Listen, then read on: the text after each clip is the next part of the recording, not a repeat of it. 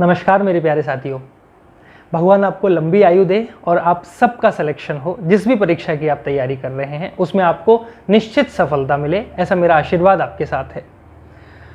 तो आज की क्लास अपन चलिए स्टार्ट करते हैं, जिसमें अपने को डिस्कस करना है 31 अक्टूबर 2017 को द्वितीय पाली में। कल अपन ने पढ़ा था फर्स्ट पाली, फर्स्ट शिफ्ट में जो पेपर हुआ था उसकी चर्चा की थी, गणित के सवाल अपन ने पढ़े थे। आज अपन पढ़ेंगे 31 अक्टूबर 2017 को सेकंड शिफ्ट में मध्य प्रदेश सब इंस्पेक्टर में जो पेपर आया था उसमें गणित के कितने सवाल पूछे गए थे और उनको करने का तरीका क्या था। ठीक है, तो समय ना खराब करते हुए चलिए अपन अपनी क्लास को आज स्टार्ट करते हैं।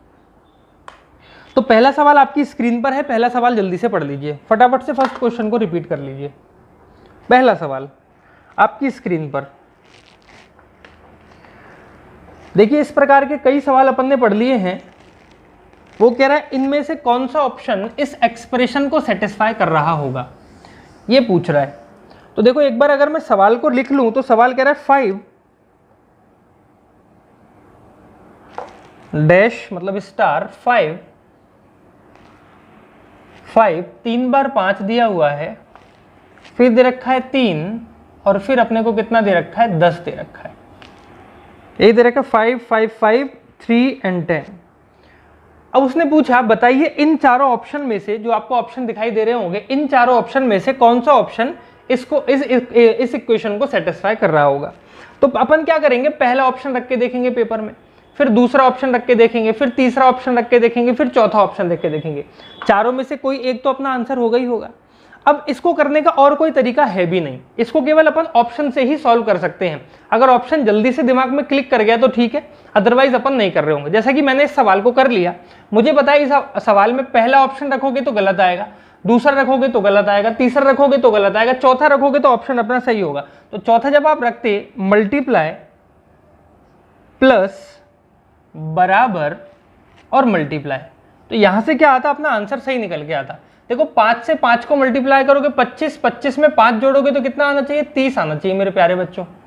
3 को 10 से मल्टीप्लाई करोगे तो कितना आएगा, 30 आ रहा होगा। इसका मतलब LHS किसके बराबर हो गया, RHS के बराबर हो गया। तो ऑप्शन कौन सा सही हो जाएगा, फोर्थ ऑप्शन आपका करेक्ट होगा। पेपर में आपको हर एक ऑप्शन रख के देखना ही पड़ेगा। चलिए दूसरा सवाल पढ़िए। दूसरा सवाल भी आपका किसका है, सिंप्लीफिकेशन का क्वेश्चन है, और ऐसा सवाल कल अपन ने डिस्कस किया था। ठीक है, सिंप्लीफिकेशन का क्वेश्चन है। ऐसा ही पेपर आपके कल के ऐसा ही सवाल आपके कल के पेपर में भी पूछा गया था। चलो यार, वो कह रहा है कि x का मान बताओ, x का मान कितना होगा। इस इक्वेशन में कह रहा है कि x की वैल्यू फाइंड कीजिए, x की वैल्यू कितनी होगी। तो चलो अपन फाइंड करते हैं x की वैल्यू। उसने कहा कि 5 बराबर, पहले मैं एक बार सवाल लिख लेता हूं, 5 इज इक्वल टू x। जैसे जैसे अपन आगे बढ़ रहे हैं पेपरों की तरफ, वैसे वैसे क्वेश्चन आपने देखा होगा, अगर आप लगातार पढ़ रहे हो तो आप महसूस कर रहे होगे कि सर जो लेवल है वो क्या होता जा रहा है, बढ़ता जा रहा है। लेवल क्या होता जा रहा है, बढ़ता जा रहा है आपके पेपर का। मतलब पहले सरल सवाल आया था, फिर अगला पेपर अपन ने पढ़ा कुछ कठिन सवाल आए, फिर अगला पेपर पढ़ा उसमें कुछ और कठिन सवाल आए। तो जो लेवल है आपको वो क्या होता जा रहा है, धीरे धीरे धीरे धीरे इंक्रीज होता जा रहा है। चलिए कोई बात नहीं, यहाँ पे अपने को x की वैल्यू फाइंड करनी है। जैसा कि आप सब जानते हैं कि अपने को इस सवाल को यहाँ से सॉल्व करना था। ठीक है, बार बार ना लिख के मैं यहीं पे सॉल्व कर देता हूँ। 4 को जब आप 3 से मल्टीप्लाई करोगे 12 को 1 ऐड करोगे तो कितना हो जाएगा, 13/4। कितना होगा भैया, 13/4 हो रहा होगा, 13/4।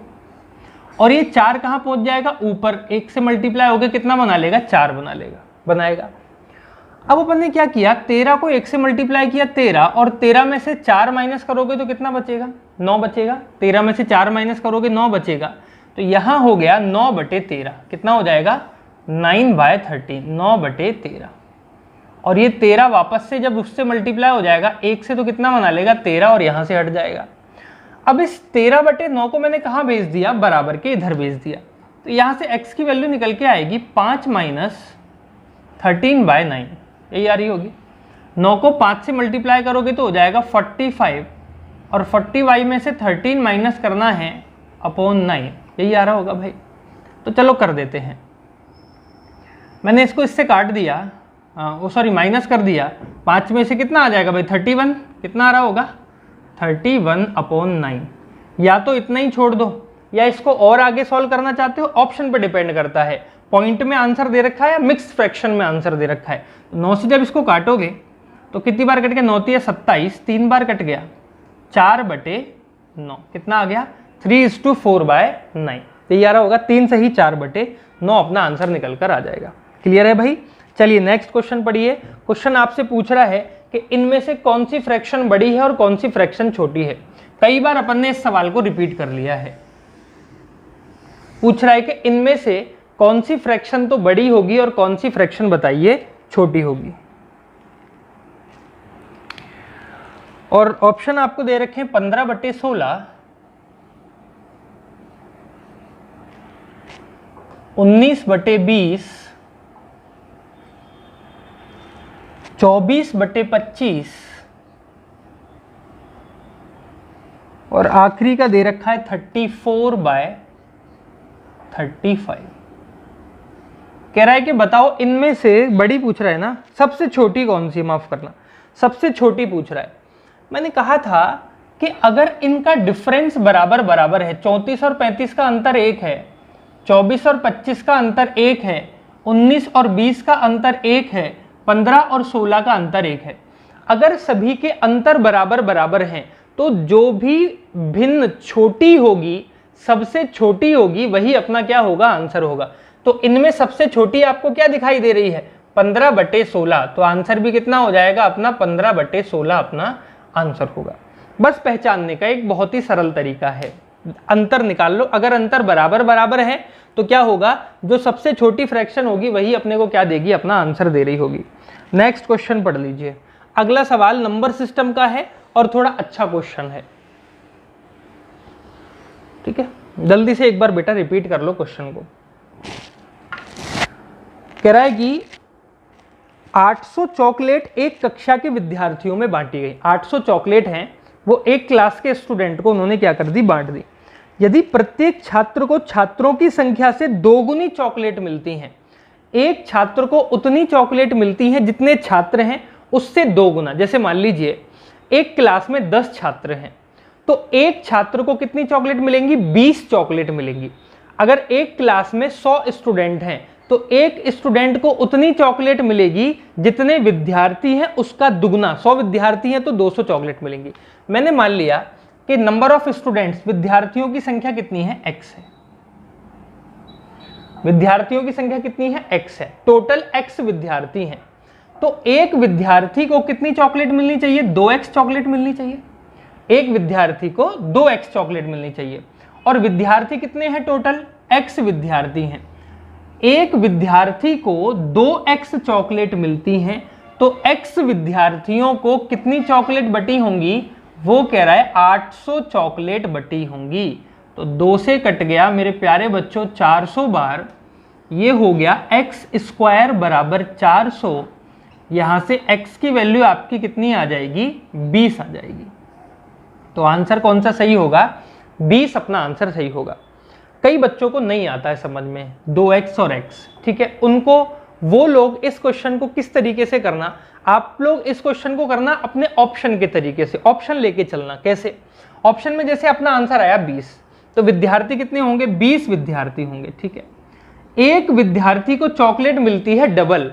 अगर 20 विद्यार्थी हैं तो एक को कितनी मिलेगी, 40 मिलेगी। तो टोटल कितनी चॉकलेट बटनी चाहिए, 800 चॉकलेट बटनी चाहिए। और बट भी कितनी रही थी, 800 चॉकलेट बट रही थी। वहां से भी अपना आंसर निकल के आ जाएगा।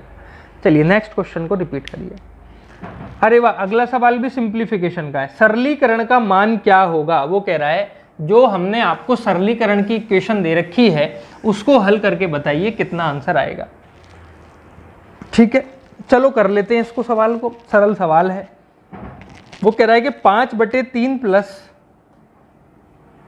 5/3 प्लस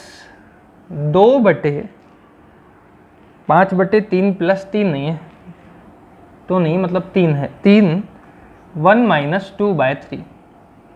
अभी तो पढ़ा यार ऐसा सवाल, उसमें x की वैल्यू निकालनी थी, इसमें अपने को सब कुछ निकालना है कि इसका आंसर बता दो कितना होगा। तो 3 एकम 3, 3 में से 2 गया तो 1/3 बच रहा होगा, 1/3। और ये 3 इससे मल्टीप्लाई होके कितना बना लेगा, 9 बना लेगा। देखो एक बार अलग से लिख देता हूँ ताकि आप लोगों को कंफ्यूजन ना हो। 3 + 9 बना लेगा, बनाएगा। 3 3 9, नीचे तो एक ही बच रहा होगा। तो ये हो गया 9 और 3 12, 5/12 क्या आ गया, अपना आंसर निकल के आ गया। कितना आंसर आ गया, 5/12। थर्ड ऑप्शन आपका क्या था, बिल्कुल करेक्ट। बस सिंप्लीफिकेशन का क्वेश्चन था और इसको अपने को सिंप्लीफाई करना था महज, ठीक है। नेक्स्ट क्वेश्चन को पढ़िए। अगला सवाल, अगला सवाल आपकी स्क्रीन पर है और क्वेश्चन है आपका साझेदारी का, पार्टनरशिप का क्वेश्चन है। पढ़ लो बेटा क्वेश्चन क्या कह रहा है। देखो क्वेश्चन को पढ़ते चला करो और साथ ही साथ लिखते चला करो ताकि अपन भूले ना कि सवाल में क्या दिया हुआ था। वो कह रहा है कि ए और बी किसी व्यवसाय में, एक व्यवसाय शुरू किया ए और बी ने। 7,000 रुपये निवेश किए ए ने और 10,000 रुपये निवेश किए बी ने। क्लियर है। 9 महीने के बाद ए अपनी राशि लेकर व्यापार छोड़ देता है। ए ने जो पैसा लगाया वो कितने महीने के लिए लगाया, 9 महीने के लिए पैसा लगाया। 9 महीने के बाद व्यापार में से अपना पैसा वापस ले लिया। पहले साल के अंत में कुल 6100 रुपये का लाभ हुआ। मतलब बी ने तो पैसा जो लगाया वो पूरे साल के लिए, मतलब 12 महीने के लिए लगाया होगा। अब इनको लाभ किस अनुपात में हो रहा है, मैं अगर वो निकाल लूं, जितना लाभ हो रहा है उतना दोनों में अपन बांट देंगे। कैसे निकालते हैं, जैसा कि बताया था, इनका रेशो निकाल लिया करो। रेशो निकाल लेते हैं तो सवाल आसान हो जाता है। 3 से कट गया 3 बार, 3 से कट गया 4 बार। इन दोनों को मल्टीप्लाई करना है, इन दोनों को मल्टीप्लाई करना है। 7 या 21 रुपए का लाभ होगा ए को और 40 रुपए का लाभ होगा बी को। दोनों को कुल लाभ कितना हुआ मेरे प्यारे साथियों, 61 रुपए का लाभ हुआ। लेकिन सवाल में क्या कह रहा है, 6100 रुपए का लाभ हुआ। कितने गुना ज्यादा प्रॉफिट है, 100 गुना ज्यादा प्रॉफिट है। पूछा बी का हिस्सा बताइए कितना होगा। बी को भी कितना प्रॉफिट मिलेगा, 100 गुना ज्यादा। तो बी का लाभ कितना हो जाएगा, 4000 रुपए बी का प्रॉफिट निकल के आएगा। 6100 रुपए में से बी को कितने पैसे मिलेंगे, 4000 रुपए मिल रहे होंगे। कौन सा ऑप्शन सही था, डी ऑप्शन आपका बिल्कुल करेक्ट था। क्लियर है। उम्मीद करता हूं आपको सवाल समझ आया गया होगा। नेक्स्ट क्वेश्चन को आप जल्दी से पढ़ लीजिए। अगला सवाल पढ़ लो प्यारे बच्चों, कितना आंसर आया। गर्मी भयंकर पड़ रही है, घर में ही रहो भाई, बाहर मत निकलो कहीं भी, बहुत भयंकर गर्मी पड़ रही है।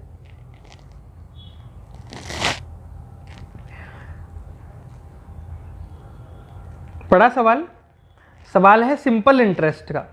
1600 रुपए की राशि पर 2 वर्ष और 3 महीने का साधारण ब्याज 252 है, तो ब्याज की दर बताइए। वो कह रहा है आपने किसी को पैसा दिया 2 साल और 3 महीने के लिए, और जो आपको ब्याज मिलता है वो मिलता है 252 रुपए का ब्याज मिलता है, तो ब्याज की दर बताओ। आपने एक फॉर्मूला जरूर पढ़ा होगा, सिंपल इंटरेस्ट होता है P इंटू मूलधन गुणा दर गुणा समय और बटे में 100। ये आपने पढ़ा होगा। आपको ब्याज कितना मिल रहा है, 252 रुपए का, बराबर कितने रुपए के मूलधन पे, 1600 रुपए आपने किसी को उधार दिए। कितने % की दर से उधार दिए, समय दे रखा है। जब कभी समय महीनों के हिसाब से निकालना होता है तो ये फॉर्मूला जो है वो किससे भाग हो जाता है, 12 से भाग हो जाता है। 100 गुणा में 12। जब साधारण ब्याज के सवाल में समय आपको मासिक दे रखा हो, मंथली दे रखा हो, तो फॉर्मूले को किससे डिवाइड कर देते हैं, 12 से। 2 साल और 3 महीने, 2 साल का मतलब 24 महीने और 3 ऐड कर दोगे तो कितने हो गए, 27 महीने आ गया निकल के। कितना आ गया, 27। तो देखो 3 से कट गया 4 बार, 3 से कट गया 9 बार, 4 से कट गया जी पूरा पूरा 400 बार, और 2 जीरो से 2 जीरो कट गई, नीचे तो कुछ बचा नहीं। ये क्या हो गया, 9 और 4 36। कितना आ गया, 36। तो ये हो गया R बराबर 252 बटे में 36।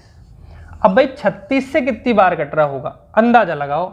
7 बार काट दूं क्या, 7 21 और 7 6 42, 210 और 42 252। जी हाँ, कितनी निकल के आ गई, 7% की आपकी दर निकल के आ गई। कितनी रेट परसेंट से आपने किसी को पैसा दिया होगा? 7% की दर से आपने किसी को पैसा दिया होगा। क्लियर है? नेक्स्ट क्वेश्चन रिपीट करिए। अगला सवाल है चक्रवृद्धि ब्याज का, और ये सवाल मैंने आपको करा दिया था। वो कह रहा है 10% वार्षिक ब्याज की दर से 1000 रुपये की राशि 1331 हो जाती है, तो समय बताइए। 1000 रुपये की राशि 1331 हो जाती है, समय बताइए।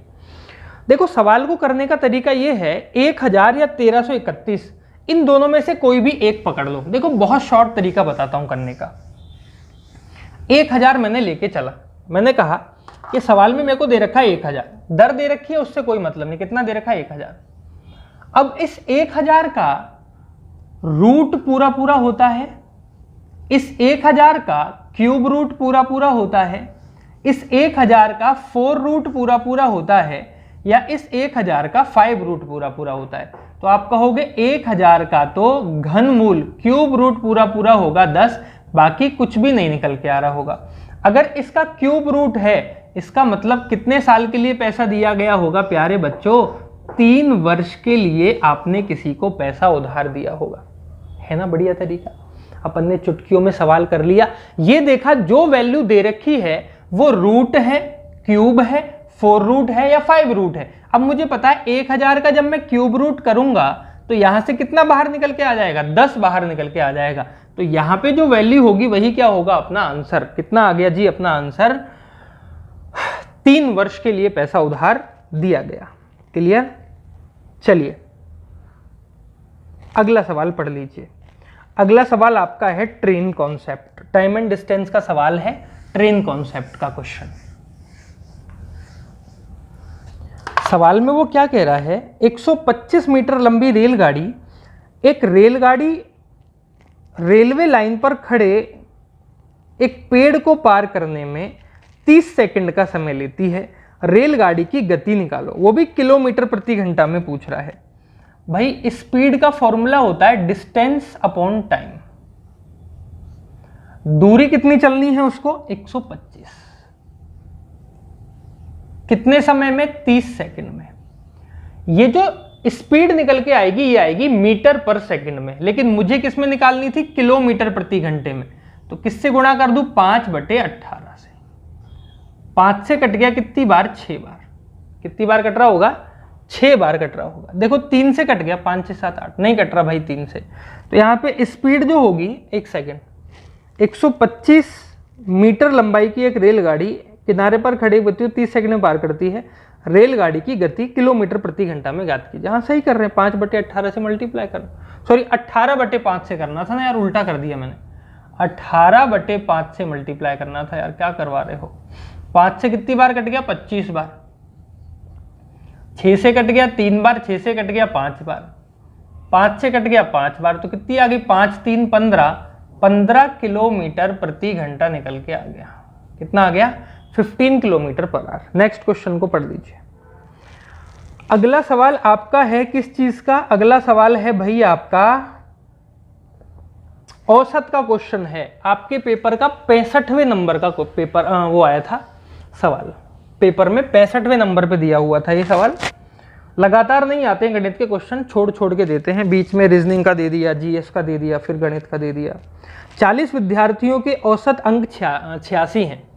40 विद्यार्थी किसी कक्षा में हैं, जब उन सभी का औसत निकाला गया तो निकल के आया 86। यदि 5 सर्वोत्तम अंक हटा दिए जाएं, अगर 5 हटा दिए जाएं तो औसत 1 अंक कम हो जाता है, 1 अंक कम हो जाता है। इन विद्यार्थियों का औसत अंक ज्ञात कीजिए। इन विद्यार्थियों का औसत कितना होगा ये पूछ रहे हैं। करके बताओ एक बार कितना आंसर आया, जल्दी से कितना आंसर आया ये बता दो।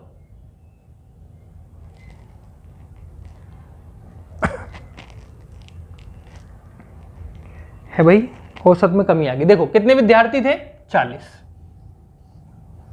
40 टोटल विद्यार्थी हैं। इन 40 विद्यार्थियों के औसत कितने हैं? 86। तो 40 विद्यार्थियों का योग निकल के आ जाएगा 0, 6 4 24 का 4 2, 8 चौक 32 2 34, कितना आ गया? 3440। वो कह रहा है अगर 5 हटा दिए जाएं, मतलब कितने रह जाएंगे? 35 रह जाएंगे, तो औसत में 1 की कमी आ जाएगी, मतलब औसत कितना हो जाएगा 85 हो जाएगा। औसत कितना हो जाएगा 85। जब इन दोनों को आप मल्टीप्लाई करोगे, 35 को जब इससे मल्टीप्लाई करोगे तो आ जाएगा 2775। कितना आ रहा होगा 2775। इन दोनों को अगर मैं माइनस कर दूं तो वो लोग निकल के आ जाएंगे जिनको मैंने हटाया है। कितने लोगों का योग निकल के आएगा 5 लोगों का योग आ जाएगा। 10 में से 5 गया, 5 बचा, यहां बच गया 13। 13 में से जब अपन किसको घटाएंगे 7 घटाएंगे तो कितना बचेगा 6 बच रहा होगा। यहां बच गया 13 में से 7 घटाएंगे तो फिर से 6 बचेगा। 2 में से 1 गया तो 1, 665। 665 योग है 5 लोगों का, तो औसत कितना होगा बटे में 5। 5 से काटेंगे 9 और 3, सॉरी 1 सेकेंड, 5 से कितनी बार कटा 600 निकल के आएगा।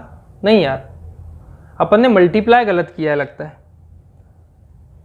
2775 अपन ने क्या कर दिया मल्टीप्लाई। 1 सेकेंड में करके देखता हूँ, मेरे को याद नहीं था अच्छे से। 85 इंटू 35 2975 आएगा। वही तो कहें अपन कैसे गलत आ रहा है 2975। तो इसका मतलब जो इसमें से इसको माइनस करोगे तो 13 में से 9 माइनस करोगे तो 4 बच रहा होगा। कितना आ जाएगा 93। आंसर मेरे को याद था लेकिन ये नहीं पता था लगभग कितना कितना आ रहा होगा। तो 93 अपना क्या होगा औसत निकल के आ जाएगा। कितने लोगों का 5 लोगों का एवरेज। ठीक है, चलो अगला सवाल पढ़ो। अगला सवाल बेटा औसत का ही है ना। अगला सवाल पढ़ लीजिए। अगला सवाल भी किसका है एवरेज का क्वेश्चन है। पी क्यू आर की औसत आयु 25 वर्ष है। पी क्यू आर इन तीनों की औसत आयु कितनी है 25 वर्ष है। मतलब तीनों की आयु का योग कितना होगा 75 होगा। अगर मैं ये मान लूं ये भी 25 का, ये भी 25 का, ये भी 25 का है तो तीनों कितने के हो जाएंगे 75 वर्ष के होंगे। P और Q की कुल आयु 39 वर्ष है। P और Q इन दोनों की आयु कितनी है 39 वर्ष है। तो कह रहा है R की आयु बताओ कितनी होगी। अरे यार क्या सवाल पूछा, 75 में से क्या माइनस करना था 39 माइनस करना था। किसकी उम्र निकल के आ जाएगी R की उम्र। भाई तीनों की तो 75 है, दोनों की 39 है, दोनों को माइनस कर दूं तो कितना आ जाएगा आंसर। यहाँ एक अपन ने ले लिया कितना हो गया 15। 15 में से 6 माइनस का 15 में से 9 माइनस करोगे तो 6 आएगा। 4 में से 3 माइनस करोगे तो कितना आएगा 4। यहाँ कितना 6 में से 3 माइनस करोगे तो 3 आ रहा होगा। तो भाई कितनी उम्र हो जाएगी 36। 36 साल का होगा R। आ गया समझ में। चलो अगला सवाल पढ़ो जल्दी से। अगला सवाल है आपका टाइम और दूरी का, समय और दूरी का क्वेश्चन है मेरे प्यारे साथियों। पढ़ लीजिए एक बार जल्दी से। वो कह रहा है एक व्यक्ति 2.5 घंटे में 20 किलोमीटर की दूरी तय करता है। एक आदमी है वो 2.5 घंटे में 20 किलोमीटर चला गया। तो यहां से चाल निकल के आ जाएगी।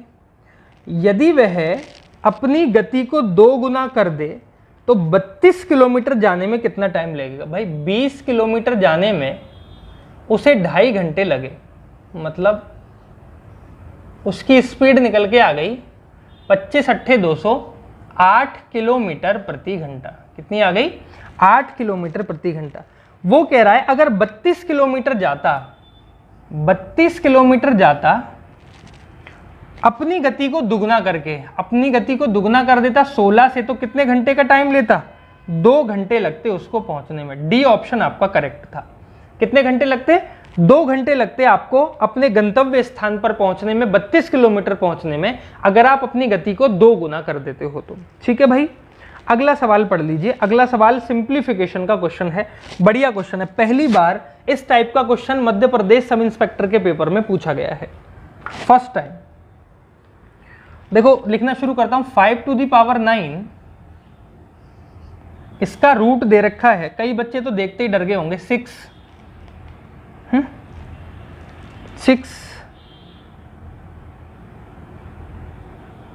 अंदर है कि बाहर है, मेरे को यही समझ नहीं आ रहा। चलो कोई बात नहीं, यहाँ अपन ने कर दिया क्यूब रूट, इसका भी चलो क्यूब रूट कर रखा है, कितना दे रखा है 3, यहाँ पे होगा ये, तभी क्वेश्चन बन सकता है, अदरवाइज क्वेश्चन ही नहीं बनेगा।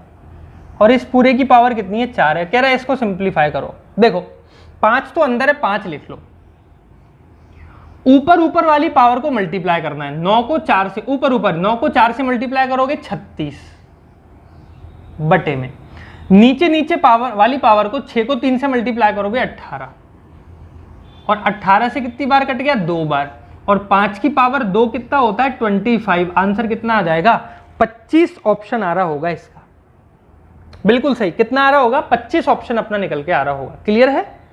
चलो अगला सवाल रिपीट कर लो एक बार जल्दी से। अगला सवाल पढ़ो एक बार, आप पढ़ के ही क्वेश्चन को पता चल जाएगा आपको। इस सवाल में कुछ ना कुछ तो गड़बड़ जरूर दी हुई है। वो कह रहा है एक धनराशि को पी क्यू आर में 2, 7 और 9 के अनुपात में विभाजित किया गया। यदि पी और क्यू का कुल हिस्सा आर के हिस्से के बराबर है तो पी और क्यू के हिस्सों में अंतर बताइए कितना होगा।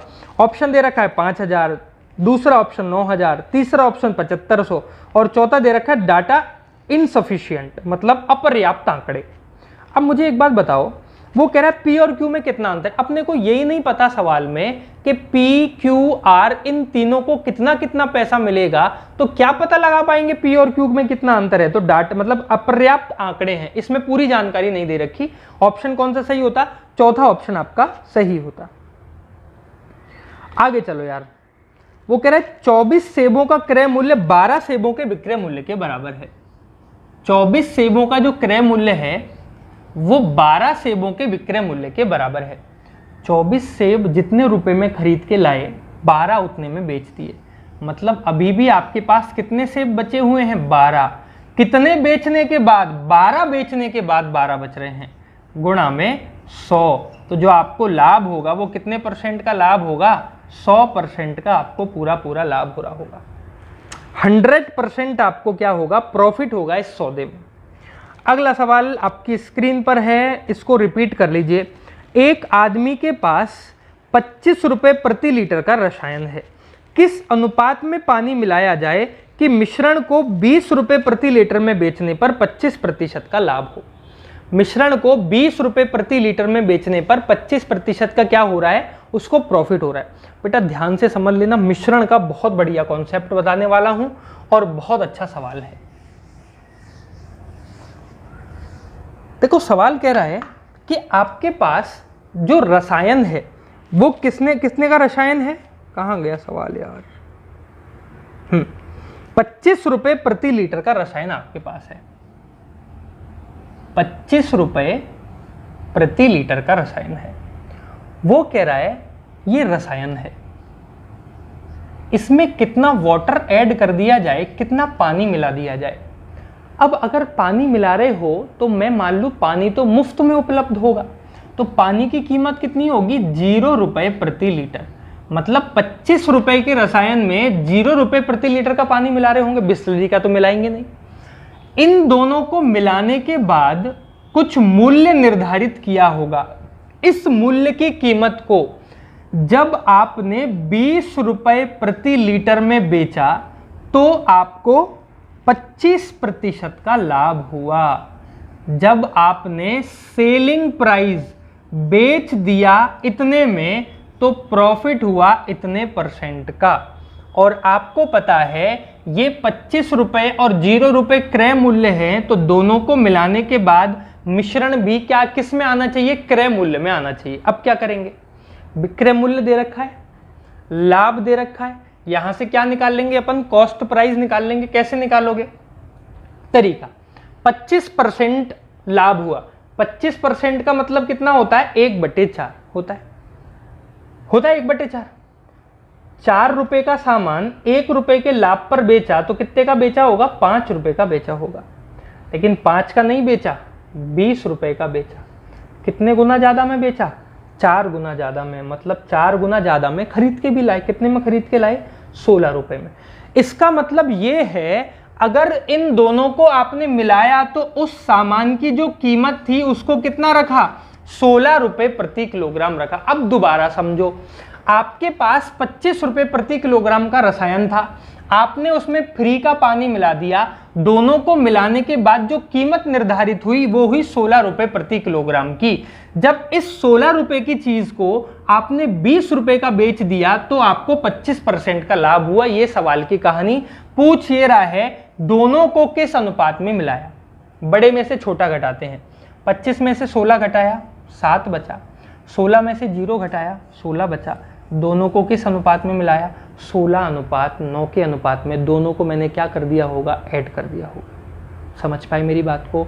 बहुत अच्छा क्वेश्चन था। हमेशा ध्यान रखना, जो चीज़ मिलाई जाती है क्रय मूल्य को अगर क्रय मूल्य से मिला रहे हो तो औसत भी किस में आना चाहिए। अपन गड़बड़ जल्दी जल्दी में क्या कर देते, इस 20 को मैं यहाँ लिख के आ जाता और ये सवाल यहीं गलत हो जाता।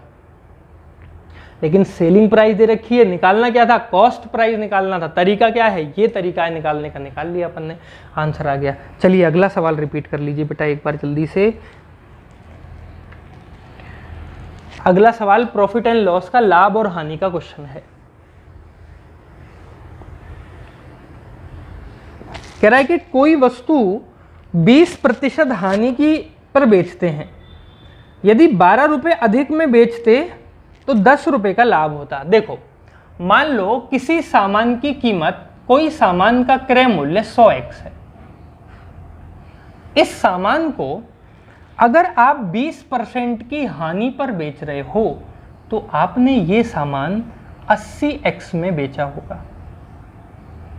अगर इस सामान पर आप 10% का लाभ कमाना चाहते हो तो इस सामान को आपको 110x में बेचना होगा।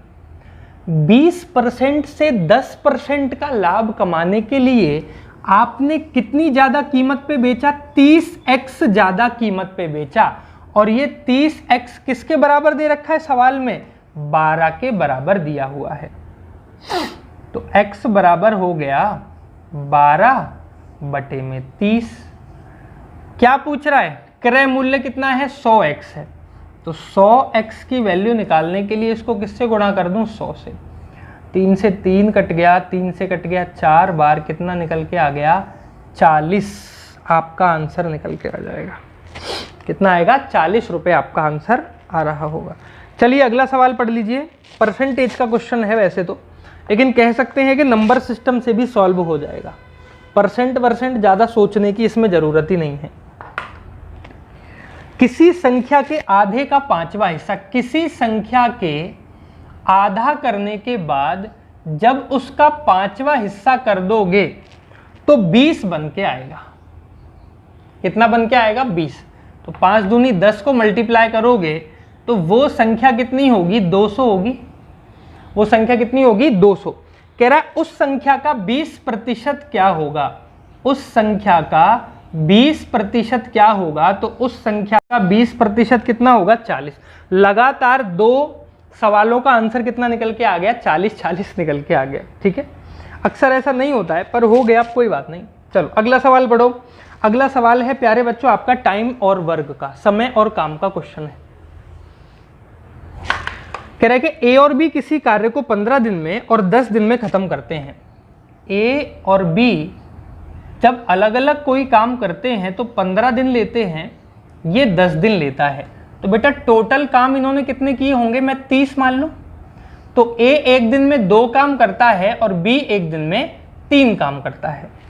वो कह रहा है उन दोनों को 30,000 रुपये मजदूरी मिलती है। देखो भाई, इनको जो मजदूरी मिलती है ए और बी को, वो उस अनुपात में मिलती है जिस अनुपात में ये लोग काम कर रहे हैं। अगर दोनों 2:3 में काम कर रहे हैं तो दोनों को मजदूरी भी 2:3 के अनुपात में ही बटेगी। अगर ए को 2 रुपये और बी को 3 रुपये मिल रहे हैं तो दोनों को 5 रुपये बटने चाहिए, लेकिन दोनों को 5 रुपये नहीं बटे, 30,000 रुपये दोनों में बांटे गए। कितने गुना ज्यादा पैसा बटा, 6,000 गुना ज्यादा पैसा बेटा। ए का हिस्सा भी कितने गुना ज्यादा हो जाएगा, 6,000 गुना। तो ए को कितने पैसे मिलेंगे, 12,000 रुपये ए को मिल रहे होंगे 30,000 में से। बाकी बचा हुआ पैसा कौन ले जाएगा, बी ले जाएगा। बात मेरी समझ पाए, बाकी बचा हुआ पैसा कौन ले जाएगा, बी ले जाएगा। अगर बी का पूछता तो इस 6000 को मैं इसमें मल्टीप्लाई कर देता, 18,000 रुपए किसके पास जाते, बी के पास चले जाते। अगला सवाल रिपीट करो जल्दी से, फटाफट से नेक्स्ट क्वेश्चन रिपीट करिए,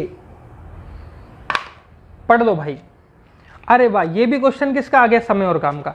ए अकेला अगर कोई काम करेगा तो वो कह रहा है 12 दिन में करता है, और ए और बी मिलकर जब कोई काम करेंगे तो उसी काम को करने में 8 दिन लेंगे। सही है, कम दिन तो लेंगे।